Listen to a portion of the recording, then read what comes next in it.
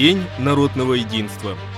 Он учрежден в память о событиях 1612 года, когда народное ополчение под предводительством Козьмы Минина и Дмитрия Пожарского освободило Москву от польских интервентов.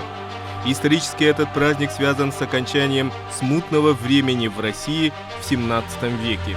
Смутное время было эпохой глубочайшего кризиса. Повсеместные грабежи, разбой, воровство, мздоимство, повальное пьянство поразили страну.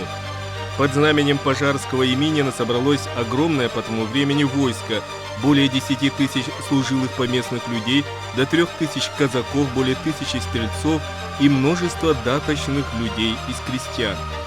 Земское ополчение сумело 4 ноября 1612 года взять штурмом и изгнать поляков из Москвы.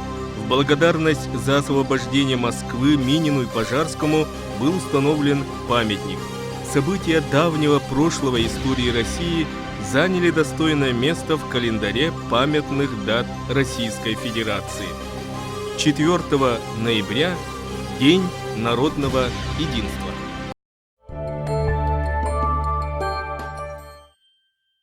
«4 ноября в России отмечается День народного единства». Что это за праздник? Какова его история? Фигурально выражаясь, это день пресечения зашедшей дальше всех других попытки интегрировать Россию в западный мир на правах колонии. 401 год назад объявил о капитуляции перед силами русского ополчения польский гарнизон Москвы, засевший в Кремле. Но что делали шляхтичи в России? В 1584 году умер Иван Грозный, проводивший политику централизации государственной власти, увеличивший территорию Руси в 2 раза и умудрившийся вести войны одновременно на несколько фронтов. В стране началась борьба за власть, которой просто не могли не воспользоваться соседи. Их не на шутку тревожило усиление России. Европейских католических правителей категорически не устраивал сам факт существования мощного православного славянского центра в Европе. На протяжении 400 лет они предпринимали безуспешные попытки захватить Русь и уничтожить православие, а местных жителей превратить в рабов и ассимилировать. И тут такой шанс. В авангарде атаки на Русь оказалось польско-литовское государство Речь Посполитая. Сначала польские власти отправили на Москву во главе огромного войска самозванца Лжедмитрия, выдававшего себя за последнего Рюриковича. А когда эта попытка не увенчалась успехом, попыталась открыто оккупировать Россию и уничтожить ее государственность. Разобщенные русские бояре были не способны дать решительный бой и одержать в нем победу. Страна теряла город за городом. Склоком друг с другом бояре уделяли гораздо больше времени, чем защите Отечества. В результате поражения русских войск в 1610 году польская армия заняла Москву. Русь познала весь ужас вражеской оккупации. Захватчики вызвали страшный гнев русского народа. За оружие взялась вся страна. В 1612 году ополчение под руководством земского старосты Кузьмы Минина и князя Дмитрия Пожарского двинулось из Ярославля на Москву. 22 октября или 4 ноября по новому стилю ополчение взяло штурмом Китай-город, а 26 октября объявил о капитуляции польский гарнизон Кремля. Столица была освобождена. Полякам не удалось больше достигнуть в войне серьезных успехов, а 6 лет спустя последние отряды польской шляхты и ее союзников были выдворены с территории России. Смутное время закончилось. На Земском соборе был избран царь Михаил Федорович Романов, а Россия стала снова утверждаться как самое мощное государство Европы. Князь Пожарский в Китай-город вступал с казанской иконой Божьей Матери и поклялся построить храм в память о победе.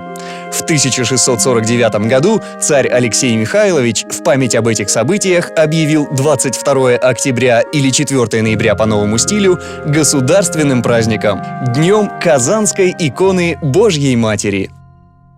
В 20 веке Россию ждали новые смутные времена, подобные событиям 1584-1613 годов. В 91 году, после распада Советского Союза, во власть прорвалось немало жуликов, желающих лишить Россию самобытности, собственных ценностей и сделать ее жалким придатком западного мира. В стране расцвели коррупция и криминал. Государство слабело. Люди стремительно нищали. Смертность преобладала над рождаемостью. В некоторых регионах влияние влияние местных организованных преступных группировок было сильнее, чем влияние официальных властей. В стране стали вспыхивать кровавые локальные конфликты. Территориальная целостность государства оказалась под угрозой. Правительства же стран Запада аплодировали этим так называемым реформам, а в важнейших государственных учреждениях под видом советников-консультантов работали люди, не скрывавшие свою принадлежность к ЦРУ. Но ситуация стала стремительно меняться с конца 90-х, когда к власти в стране стала приходить новая команда патриотов-государственников. За годы нахождения во власти действующего президента России Владимира Путина ВВП страны удвоился, был преодолен демографический кризис, существенно снизилась преступность. Экономика России стала крупнейшей в Европе и пятой в мире. Наша страна полностью возродила политическую независимость и вернула себе статус супердержавы, отвечающей за мир и стабильность далеко за пределами своих границ. Поэтому очень символичным стало решение Государственной Думы России 2004 года об объявлении 4 ноября государственным праздником – Днем народного единства. Ведь фактически в этот день отмечается объединение российского народа для освобождения от иноземного ига. В этот день наши взгляды устремлены в будущее. Этот день – великое напоминание об ответственности за нашу прекрасную страну, которую для нас сохранили предки и которую мы обязаны сохранить для наших потомков.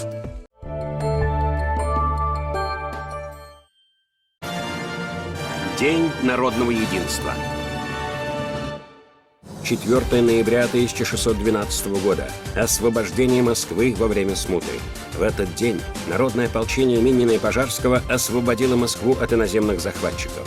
Князь Пожарский вступил в Китай-город с казанской иконой Божьей Матери, покровительницы Отечества. Решительный момент в преодолении смуты, в борьбе за свободу и независимость.